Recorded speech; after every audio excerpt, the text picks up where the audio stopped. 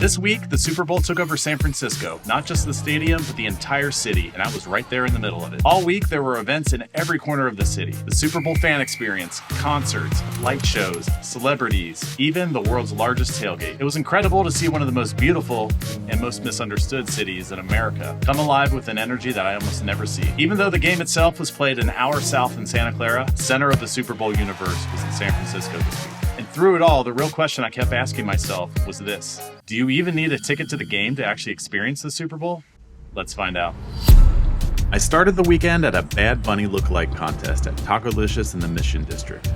Bad Bunny is the Super Bowl halftime performer, so I figured if I get in there early, I can grab a seat, post up at the bar, and actually see what's going on. I arrived about an hour early, and I'm immediately humbled. There are thousands of people already outside. Media, cameras, lines that aren't moving. Everyone had the same idea. The contestants actually looked pretty good. Different Bad Bunny eras, different looks. The perfect warm-up for a halftime show. But I also realized pretty quickly, I'm not getting inside. Across the street, Fort Point Brewery had a parklet that was somehow not packed yet. I grabbed a hazy IPA, claimed a spot, and watched the circus from a distance. As the event started to heat up, I eventually went back across the street to see if I could get a closer look at the contest in the front window. But it was still too crowded to see anything, so I just gave up. I had bigger and better things to do. Well, the Bad Bunny contest was way more crowded than I ever dreamed it would be. Still kind of a cool experience.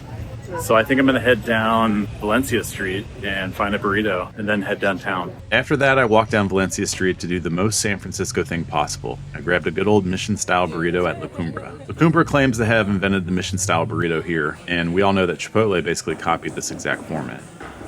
My favorite is always a regular carne asada.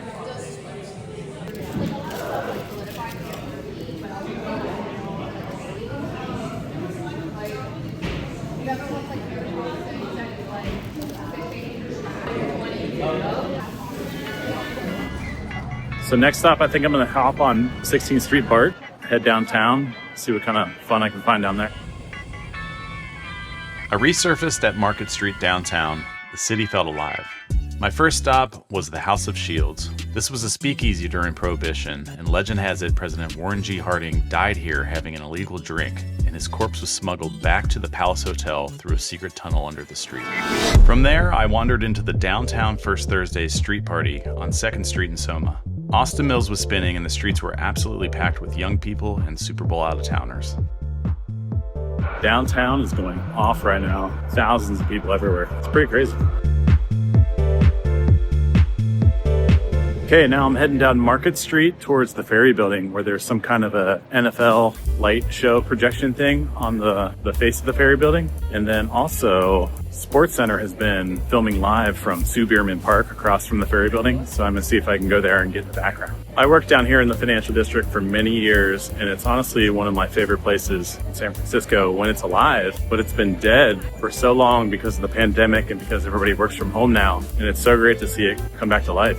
Then I headed down to the Ferry Building where the NFL was projecting a massive Super Bowl light show celebrating the history of the game. All right, so I think all these lights over here is where they're filming SportsCenter. I was watching it last night, and they said they were here in Sue Bierman Park, and I could see Ferry Building in the background, which is right back there. So I think this is it. Well, that is SportsCenter, but it's the Spanish language version of it, so. All right, that was pretty cool tonight. A lot going on in the city. The city feels alive. Now I need to figure out how to get home. Probably just take BART. Okay, so it's Saturday morning, and I just dragged the kids out of bed before noon because we have tickets downtown today to the NFL fan experience at the Moscone Center. Of course, no one was excited about getting up at the crack of 10 a.m., but hopefully it'll be worth their while. What did you find in here? Someone's shoes. Can I start the ride? Yeah. Yeah. This is for like weddings and stuff, and you just need to bring a pair of shoes. Moscone Center is San Francisco's massive underground convention center, and thousands of NFL fans descended on it. I was seeing way more Seahawks fans than Patriots fans here, which really surprised me. Is that about geography, or do Seahawks fans just travel harder? Patriots fans, I'm curious how you see it. Let me know in the comments. The NFL fan experience itself was exactly what you'd expect. Field goal kicking, 40-yard dash, agility drills, uniforms, flag football, even a CPR contest, which was oddly responsible. The Lombardi Trophy was there, but the line was brutal.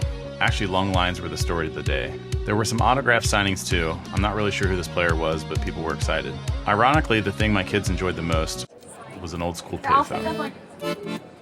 Too bad they weren't really sure how to work it. What are you pressing that for? You don't even know how to use it, do you? Oh, you dial it. Did it take your money? Okay, what did we think of the NFL fan experience? Was that worth $180? No. Thanks,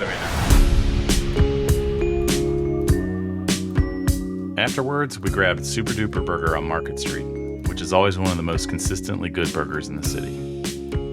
Who left the house without a coat today? Apparently. Yeah, look. There's nothing on here. We walked down to the ferry building to see what events were going on down there. There was an event, but it was closed to the public. So instead, we walked outside and admired the bay. That feels like a theme. From there, we took a train to Union Square, the old heart of the city. On the walk to Union Square, we spotted good old Rob Gronkowski talking at some event near the cable cars. And about 2 minutes after that, we spotted Teyana Taylor shopping at Urban Outfitters. Celebrities were everywhere.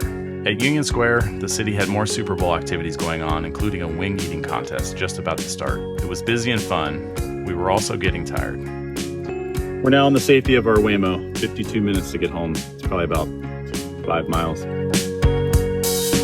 All right, the big day is finally here. It's Super Bowl Sunday. We, of course, aren't going to the game. Instead, we're going to go to the world's largest tailgate. It's the Guy Fieri Flavortown Super Bowl tailgate extravaganza at the Cal Palace. So I think we're going to walk over there. There's supposed to be all kinds of tailgate food and drinks and live music, Tucker Wetmore, Loud Luxury, some other DJs. Should be a good time. What are we doing? We're going to pick scores. Whoever gets the closest one gets $20. For the Super Bowl? Yeah. Wait. So it's usually multiples of 7. Go. Yikes. We live close enough to the Cal Palace to walk there through McLaren Park, which immediately improves the experience.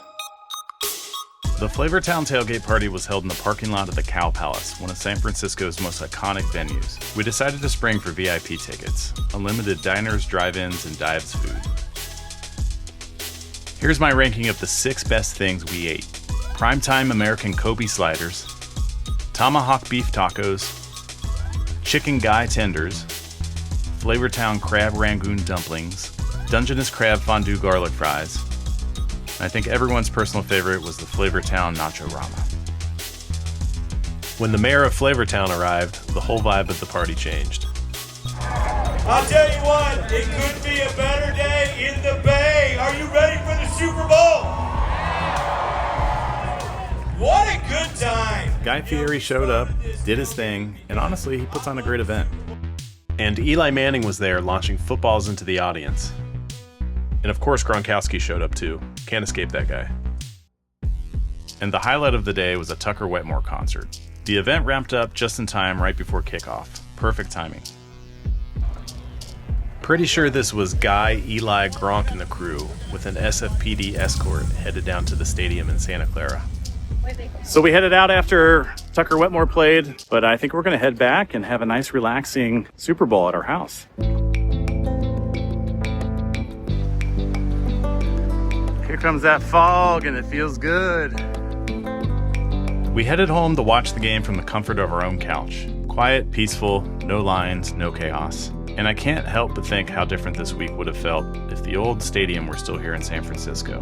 Candlestick Park had character, energy, and soul. Levi's Stadium in Santa Clara, well, I'll leave it to the 49ers fan to decide. So to answer the question I asked at the beginning, do you even need tickets to the game to experience the Super Bowl in your city? Honestly, no. Watching the game from home with my kids cheering next to me was priceless. Way better than paying thousands for a seat in a failed stadium an hour away. But that's the beauty of Super Bowl week. You can experience it fully without ever stepping inside the stadium. Thanks for watching. If you enjoyed this video, give it a like and consider subscribing. There are plenty more adventures on the way.